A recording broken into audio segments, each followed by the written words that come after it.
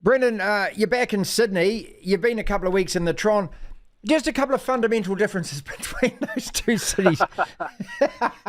Those two You cities, know please. what? One of the biggest ones I didn't anticipate. It's actually warmer in Hamilton the last couple of weeks than coming back to Sydney. Oh, okay. It really blew my mind. But plenty changing, but also a lot that stays the same in Hamilton, if you know what I mean.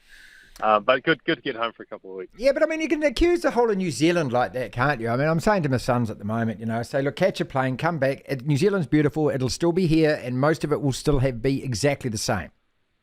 Yeah, and it's just every time I drive down to Hamilton from Auckland, from the airport, there's just a new subdivision. Every time I come back, it's just heading north, north, north. Yeah, So yeah. that's the change, but the city itself, the place, the people, it's all the same. And the public transport hasn't changed, has it? That's the other thing you notice about New Zealand. No, there's no light rail. No, there's no subway. No, there's nothing. All right, let us talk rugby league then in that case. And the Broncos, I started the show by saying this team is the best team in the comp at the moment. And I say that because the table doesn't lie. Brendan, I know that they have got bigger opponents to come, but you beat who you beat, and they were impressive again against the Eels.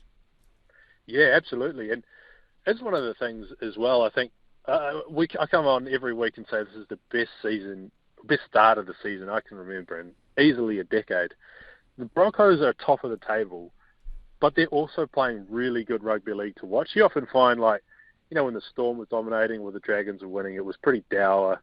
Wrestling, defence came into it.